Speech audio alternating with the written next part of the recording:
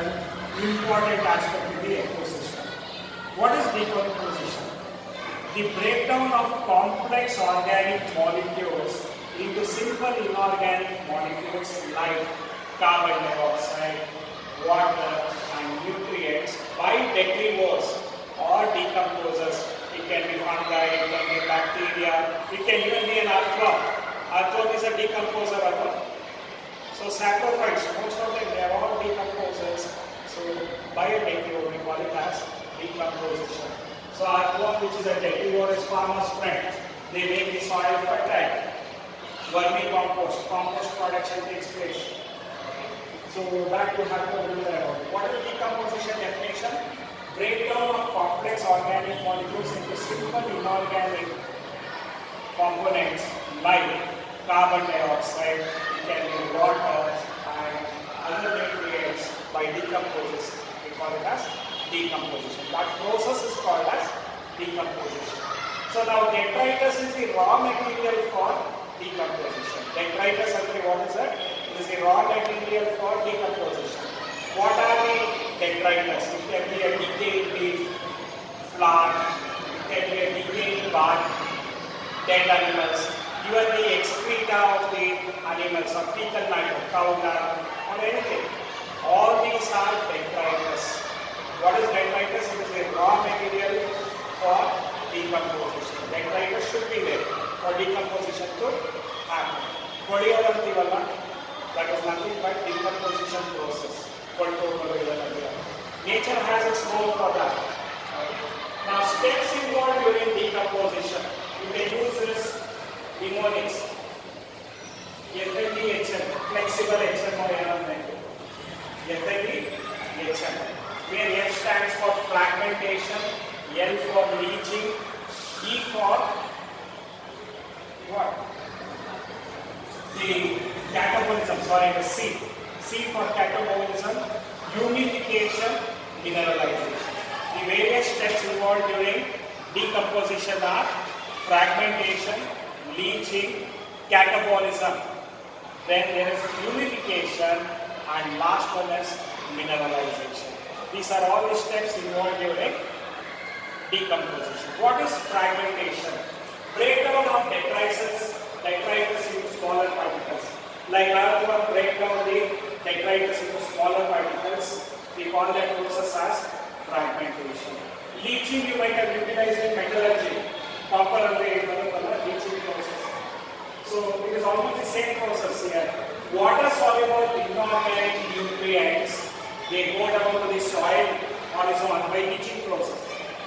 And they are going to precipitate as unavailable salts.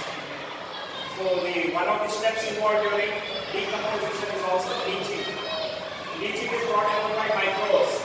What exactly happens there is water soluble inorganic nutrients, they are going to go down into the soil horizon and they are unavailable salts and they precipitate or settle down as unavailable salts during the leaching process.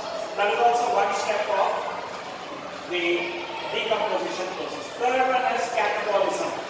Anabolic process, catabolic process in the study. Catabolism is breakdown of simple inorganic substances, breakdown of complex substances into simple inorganic substances by bacterial and fungal enzymes. We call it as catabolism. Breakdown of complex substances into simple inorganic substances by the enzymes of bacteria and fungi. We call it as catabolism. Next, unification. There is an accumulation of during this process.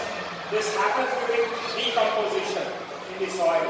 Unification is accumulation of dark colored amorphous substances in the crystalline amorphous. We have studied those in that. So amorphous substances, humus and perit. It is a colloidal substances. Humus is there. Okay. This process of formation of humus we call it as unification. The accumulation of dark colored amorphous substances which are also colloidal is known as humus, and this process is termed as unification. See, humus is resistant to microbial activity. and they are very slow to decompose. Humus is very slow to decompose. Okay. What is mineralization? The slow degradation of humus and release of inorganic nutrients, we call that process as mineralization. There is a slow decomposition of humus which releases what? Inorganic nutrients, and we call that process as mineralization. That is the last step involved in decomposition process. Okay. The slow decomposition of humus into inorganic nutrients by microbial activity, we call that as the mineralization process. Formation of inorganic nutrients from humus, we call it as mineralization process. Now, rate of decomposition. How can we increase the rate of decomposition or reduce the rate of decomposition? What factors affect them?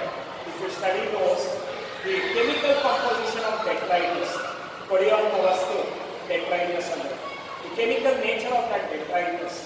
See, if we are having lignin and chitin, the process of decomposition is slow because chitin and lignin are complex molecules. It's very difficult to break them down. So the process of decomposition of lignin and chitin is slow. But the process of decomposition of nitrogen and water-soluble sugars, it is going to be very fast. Simple molecules they are. It will be fast decomposing.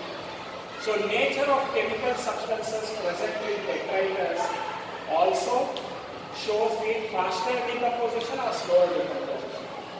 Second one is climatic factors. Wherever decomposition is happening, especially during rainy season, after monsoons, you find the decomposition is more. Moisture, temperatures would be low temperatures, and moisture also play a very important role. If they are having low temperature and anaerobic process, oxygen carbonate low temperature into a way, decomposition is very slow if the temperature is less and anaerobic, oxygen availability is less, so the decomposition will be very slow. But if it is warm and moisture is more, decomposition is very high. These are the things that you have to remember regarding the decomposition process in ecosystem. What is decomposition? Steps involved in decomposition process. Factors affecting the rate of decomposition. So this is what I expected to write. They may ask you both of this for 5 marks. Any food components of an ecosystem they may ask you to write. So productivity and decomposition they are quite easy to be written.